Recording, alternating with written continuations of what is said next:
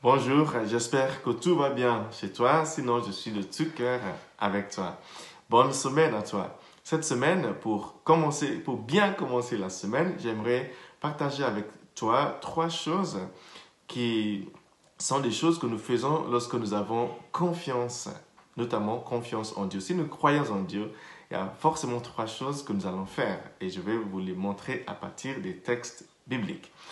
La première chose, c'est la prière. Dans notre évangile aujourd'hui, qui est tiré de l'évangile selon saint Matthieu, chapitre 9, de versets 18 à 26, nous voyons que Jésus était en train de prêcher comme d'habitude. Il y avait une foule autour de lui et il y a une femme qui est venue le voir, une femme qui était malade. Elle est venue demander quelque chose au Seigneur, mais n'a même pas osé prier à haute voix. Et ça aussi, c'est quelque chose que je dis souvent aux gens. Tu n'as pas besoin de crier pour prier. Elle a juste dit dans sa tête, si seulement je peux toucher le Seigneur, je peux toucher son vêtement, je serai guéri. Parfois, nous pouvons prier juste dans notre cœur, avec des murmures de notre cœur, Dieu nous écoute. Et il y avait un autre homme qui est venu voir Jésus, dont sa fille, Jaïr, il s'appelle le monsieur, dont sa fille était morte.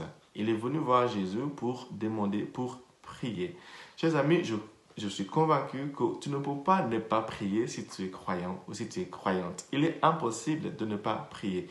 Évidemment, il y a plusieurs formes de prière, mais je trouve que quelqu'un qui croit prie. C'est automatique. Pourquoi? Imagine que tu connais un médecin qui est le meilleur spécialiste dans le domaine où tu es malade. Et tu as accès à ce médecin. Il est impossible que tu sois malade et que tu ne consultes pas ce médecin si tu as accès à lui. C'est exactement ça. Sauf bien sûr si tu ne lui fais pas confiance. C'est exactement ça ce qui se passe dans le domaine spirituel.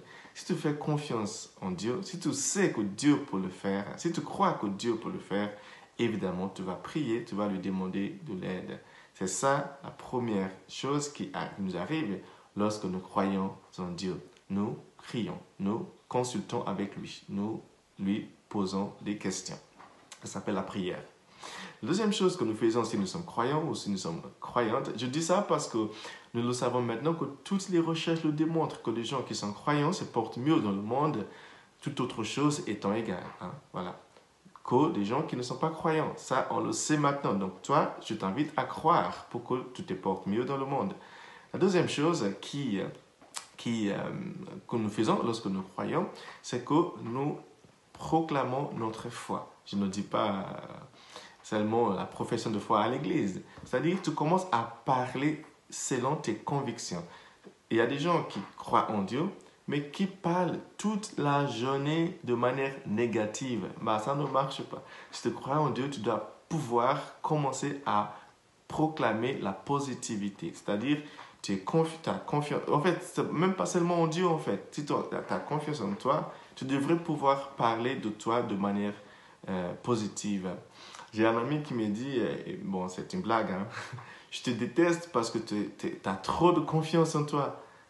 Eh bien non, je n'ai pas trop de confiance en moi. J'ai beaucoup de confiance en Dieu. Je suis souvent audacieux, non seulement parce que j'ai confiance en moi, mais parce que je sais que la force de Dieu est derrière moi. Et quand tu as la force de Dieu derrière toi, tout est possible. La Bible nous le dit, avec Dieu, rien n'est impossible. C'est ça notre confiance. C'est ça notre raison pour avoir de l'audace dans la vie. Pour terminer, si tu crois en Dieu, tu pries. Si tu crois en Dieu, tu es audacieux, tu parles de manière positive. Mais si tu crois aussi, pour terminer, tu vas forcément mettre des choses en pratique qui démontrent ta foi.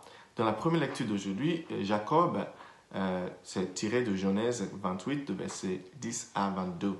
Jacob a rêvé qu'il y avait des anges qui montaient au ciel et d'autres qui descendaient. Symbole pour nos prières qui montent vers Dieu et symbole de Dieu qui envoie la réponse à nos prières envers nous.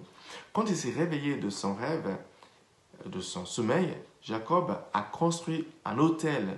Un autel, c'est une grande pierre que tu poses pour pouvoir prier là-bas.